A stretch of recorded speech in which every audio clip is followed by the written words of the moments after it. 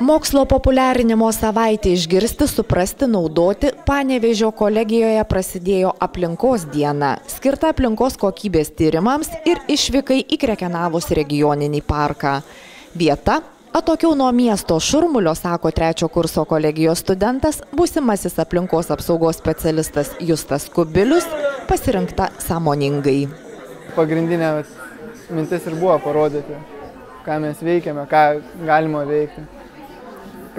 Pamatyti, kokia yra gamta, nuostabi, žinoti vis dėlto, kad kaip bebūtų, kyla ir tiem patiem gyvūnam grėsmė, kadangi populiacija žmonių plečiasi, užimamas visos gyvūnų buveinės, jos yra naikinamos ir patiem gyvūnam iškyla grėsmė išnykti.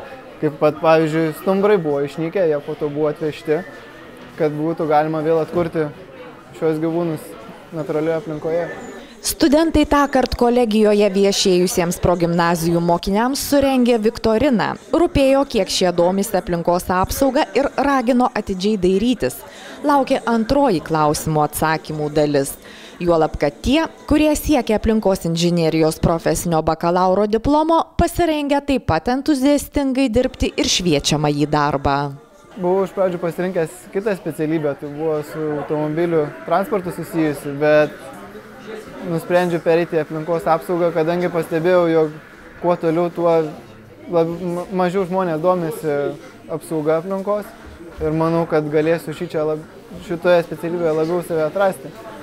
Kadangi, kaip bebūtų, vis tiek žmonių daugėja, šiukšlių išmetimai taip pat didėja ir jeigu niekas nesirūpins, kad jos būtų tvarkomas taisyklingai, tai prarasime savo gražią aplinką. Konkursų kupina antroji sveikatos diena. Pirmiausia paskelbtas Kinezi mūšis, kuriame į proto kovą stojo svečių, Šiaulių ir Utenos kolegijų bei Saviškių, Panevėžio kolegijos komandos. Vėliau individualiai varžytasi kineziterapijos ir masažo salėse. Savosios specialybės populiarinimas, pasikeitimas patirtimi teigiama neabejotinai vertingas. Mes jau taip esam šiek tiek pagarsėję ir masažo srityje mes jau 2 metai iš eilės esame čempionai studentų masažo čempionatuose tarptautinėse. Šiais metais mūsų absolventė studentė Agnė Špokaitė, lygiai taip pat Taline tarptautiniam čempionate buvo 3, tai yra mūsų didelis pasiekimas. Tai būtent mes labai didžiuojamės ir norim parodyti, kad mes esame, kaip sakant, labai stiprus. Ir kad pas mus studentam reikėtų studijuoti tikrai, nebijoti, nebūtinai bėgti didžiuosius miestus, kad ir mažesni miestai turi labai gerų dėstytojų, specialistų ir reprezentuojam dėl to savo būtent specialybę. Būsimasis kineziterapeutas Panevėžio kolegijos antrakursis Donatas Matrosovas iš gimtojo miesto Kėdainių į Aukštaitijos sostinę vyko neatsitiktinai. Iš visų panašias studijų programas siūlančių mokyklų ši pasirodė patraukliausia, o svarbiausia nenuvylė.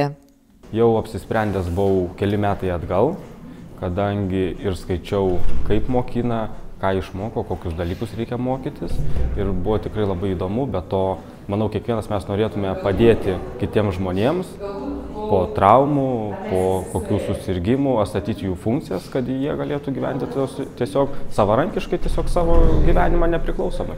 Paskutinėje informacijos dieną pristatytas Panevėžio kolegijos duomenų centras, praktiškai darbuotasi laboratorijose. Iš tikrųjų, aš esu baigęs elektros inžineriją, bet ši sistema yra nauja, todėl aš čia pasilikau dirbti. Nes man yra toks nedulys susipažinti su visą technologiją, kaip jį veikia, kaip galima iš nieko pagaminti elektros energiją. Taip, įsaugina mane, dėstytojai visi, pasitikė manim, žino, kad galiu padaryti energiją iš nieko. Savuoju pasirinkimu besididžiuojantis Panevėžio kolegijos ugdytinis Donatas tvirtina drąsiai galintis šią mokymo įstaigą rekomenduoti būsimiesiems studentams. Pirmiausia todėl, kad abejoti dėl perspektyvų nėra pagrindo. Ateityje šios technologijos vis populiarės, nes, kaip žinot, atominė elektrinė jau yra užsidarius ir kitos išeities nebus, tik tai panaudoti visas šias sistemas. Taip, augant specialistą, manau, kad jam bus tikrai kur išeiti dirbti, save realizuoti. Solidžiausia be abejo tapo mokslo diena. Į tarptautinę konferenciją mokslo ir studijų tendencijos globalizacijos sąlygomis rinkosi svečiai ne tik iš kitų Lietuvos kolegijų, bet ir iš Latvijos bei Rusijos.